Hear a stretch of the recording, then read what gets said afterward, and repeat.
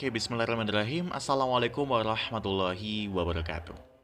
Subhanallah, alhamdulillah, wa la ilaha illallah, wallahu akbar.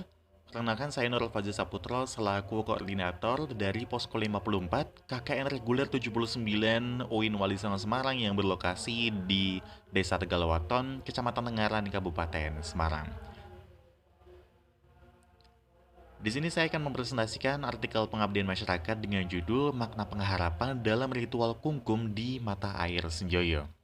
Dalam artikel ini terdapat tiga pokok bahasan, yaitu pendahuluan, hasil, dan juga kesimpulan. Langsung ke pendahuluan, di mana artikel ini membahas lebih lanjut terkait ritual kungkum yang ada di Mata Air Senjoyo. Ritual sendiri merupakan salah satu bentuk dari tradisi.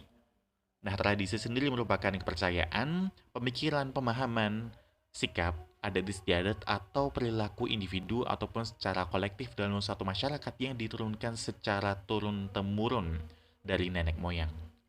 Tidak terlepas juga ritual kungkum ini yang dipercaya merupakan tradisi atau warisan turun-temurun dari nenek moyang. Nah, kungkum sendiri berasal dari bahasa Jawa yang berarti berendam, yang artinya bahwa ritual ini fokus ke berendam di mata air Senjoyo. Adanya ritual ini dipengaruhi oleh sosiokultural masyarakat yang mempunyai keyakinan bahwa siapapun yang berendam di mata air Senjoyo pada satu malam tertentu, maka segala keinginannya akan segera terwujud. Nah, Senjoyo sendiri merupakan salah satu mata air yang ada di Desa Tegalwaton yang berisi 7 mata air di dalamnya yang masing-masing diyakini memiliki manfaat yang berbeda-beda. Terdapat pro dan kontra terkait ritual ini, apakah diperbolehkan atau tidak, apakah melanggar agama atau tidak, ataukah ada hal-hal mistis di baliknya. Masih banyak pertanyaan-pertanyaan, maka dari itu penelitian ini perlu dilakukan. Selain itu, makna pengharapan yang diketahui oleh masyarakat secara umum masih sederhana. Namun yang menjadi pertanyaan adalah apakah sesederhana itu makna pengharapannya?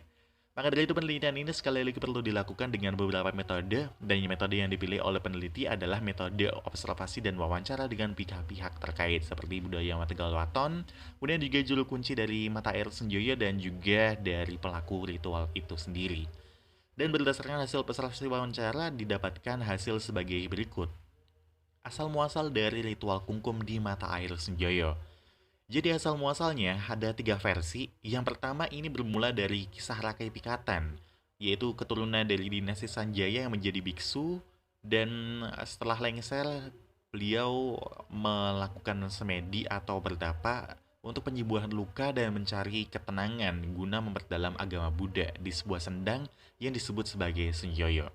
Ada juga cerita yang menyebutkan bahwa sendang Senjoyo ini merupakan tempat geladi, tempat pembersihan diri, tempat berlatih, dan juga tempat bersemedi bagi para prajurit, kesatria, dan juga keluarga kerajaan dari Mataram kuno.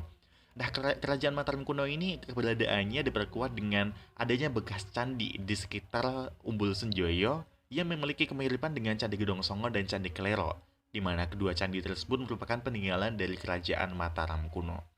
Lalu versi cerita ketiga adalah versi cerita tentang Joko Tingkir, yang dulunya menghabiskan masa kecil di situ, kemudian bersemedi di situ, memperdalam ilmu kebatinan di situ juga di Umbul Senjoyo, yang kemudian Joko Tingkir ini dikenal sebagai Sultan Hadiwijaya yang merupakan raja dari kerajaan Demak.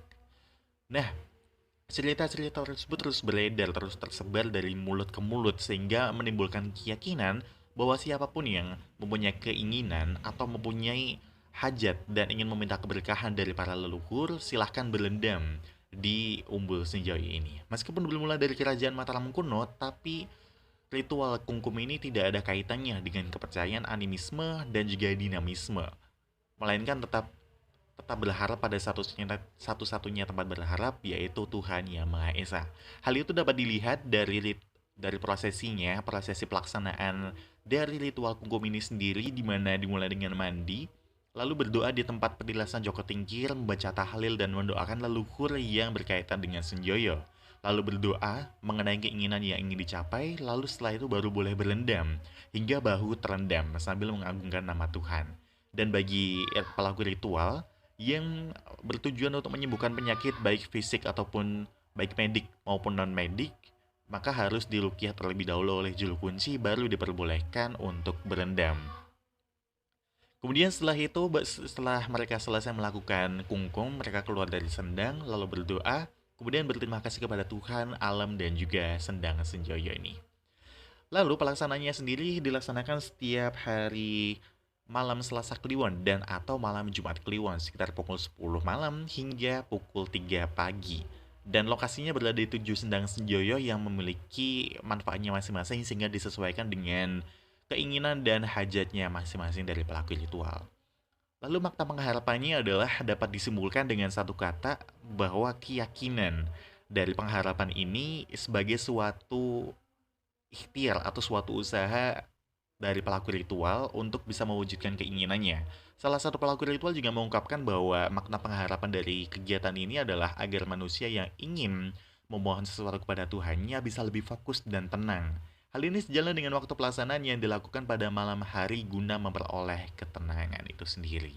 Dan dari juru kunci juga mengatakan bahwa ini hanya sebagai salah satu sarana bagi pelaku ritual untuk memanjatkan doa sehingga tidak terkait dengan animisme atau dengan kepercayaan-kepercayaan lain.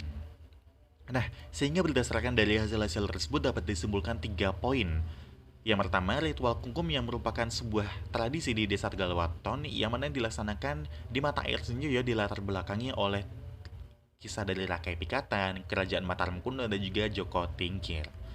Lalu ya poin yang kedua, pelaksanaan ritual kungkum mempunyai tujuan utama untuk menyucikan jasmani dan rohani, meminta keberkahan agar hajatnya segera terkabul, serta upaya untuk pelestarian tradisi. Dan yang terakhir, yang menjadi poin utamanya adalah pelaku ritual ini memiliki keyakinan bahwa ritual ini sebagai sarana saja untuk memanjatkan doa, sehingga mereka tidak menganggap ini sebagai hal yang menyimpang dari ajaran agama.